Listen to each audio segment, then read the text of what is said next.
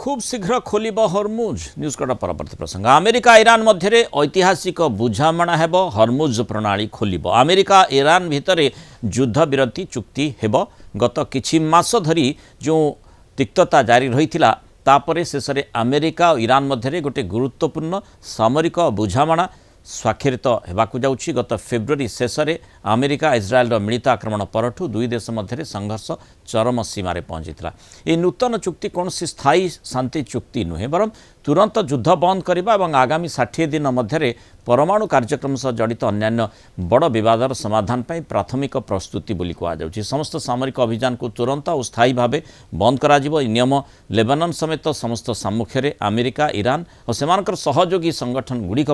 समान भाव में लागू हेब। हरमुज को अंतर्जातीय परिवहन पर पुणी थे मुक्त करा जिवो। राष्ट्रपति डोनाल्ड ट्रंप ईरान बंदरगुड़िक उपर अमेरिकन नौसेनार प्रतिबंधक हटेबा निर्देश देइछन्ति। तेबे बुझामणा पछरे पाकिस्तान भूमिका गुरुत्वपूर्ण रही जहां कतार साउदी अरब तुर्की मध्य समर्थन करुछन्ति। आसंता 19 तारिख में स्विट्जरलैंड रे आनुष्ठानिक चुक्ति स्वाक्षर समारोह अनुष्ठित होगा कहुच्छी। आगामी 60 दिन मध्य एक व्यापक स्थायी चुक्ति आलोचना हेब। यह समय भितर ईरान कौन परमाणु अस्त्र निर्माण तैयारी न करने को प्रतिश्रुति देथिबा कहुच्छी। से भली अमेरिका मध्य ईरान उपर कटकणा कोहल करने सह तार जबत होता प्राय $25 बिलियन संपत्ति फेरस्त करने को विचार कर चर्चा होची। चुक्ति को अमेरिका बेस उत्साहित थिबा बेले ईरान या सतर्कतार सह ग्रहण करिछि। गोटे इज्राएल लेबानन रु निजर सेना प्रत्याहार करबा नै संपूर्ण सहमत होई नथिबारु आगामी दिन रे शांति प्रक्रिया केते सफल हेउछि ता मध्य निश्चित भाव में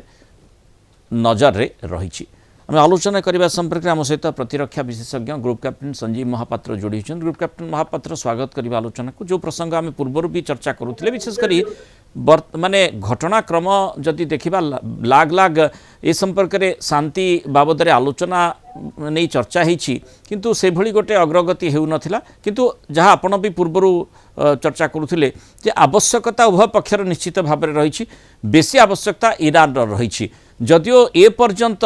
लेबानन को नहीं ईरान टिके माने द्विमत रही थाई पारे मन भितर आउ किछि चिंता कर थाई पारे किंतु आउ बोधे किछि बाट नाही। अंततः आम आशा करिबा कि एई शांति चुक्तिटी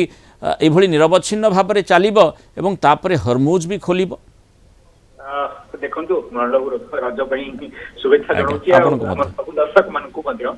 तेज गोटे भल न्यूज निश्चय रजर भल न्यूज $4 कमी जाइए वर्ल्ड रे ऑयल प्राइस ये खबर शुणा पर इनफैक्ट शनिवार दिन आरंभ हो आज समग्र विश्वर स्टॉक मार्केट रे गोटे बड़ धरणर माने ये देखा मिली सूचकांकर उन्नति आमर एशियान जिते स्टॉक एक्सचेंज एनिवे बर्तमान मुख्य जिन को आसवा मुझे पूर्व जुक्ति कर चैनल देखो बर्तमान युद्धर जो अवस्था अच्छी उभय केवल गोटे अनरेबल बाट खोजुले केमिति कि से निज निजर ऑडियंस को निज निजर देशवासी को अंतत निज मुह सेव करें एवं जैसे आम ओडिया भाषा में चोरर मुह बहल उभय हारी उभय जथेष क्षति माने एग्जिट प्लान खोजुले उभय एक्जाक्टली तेणु उभय अंतत देशवासी आगे निजर मुह सामान्य पछड़े पछे निजर धोती कि पंजाबी संपूर्ण भाव में फाटी जाऊ ना कहीं अंतत लोक मान सामने देखा जे आम आम थाट पूर्व भाई बजाय रखीचु यह देखा चाहूले। ईरान देखु ईरान संपूर्ण भाव में आर्थिक देवालिया अवस्था को चली जाता। ईरान नेता मैंने बर्तमान दम्भक्ति करते जानते जो $25 बिलियन जो बर्तमान क्रिजन आसेट जो बर्तमान अमेरिका परमिशन रु हो कतार बैंक यूए बैंक रिलीज हम से ईरान अर्थव्यवस्था बर्तमान केते दरकारी बर्तमान औषध खाद्य पदार्थ अत्यावश्यक जिनिस सब जिनसर एते जो अभाव हो गला ईरान में से बर्तमान चलवा घोर असुविधा। अमेरिका कथा देखो अमेरिका यथेष मात्रा खर्चांत हो सारा अमेरिकार जनमान बेसी क्षति होनी 15-20 जन लोक हूँ बचती अमेरिकार 20टा एयरक्राफ्ट हूँ नष्ट हुई किंतु अमेरिका भली देश जहाँ $1 ट्रिलियन बजेट आगे देखो से यदि 42 बिलियन 50 बिलियन भी खर्च हो जाए किसी बड़ कथा नुहे। आपसे तले आम कथा होते अमेरिकार $29 बिलियन केवल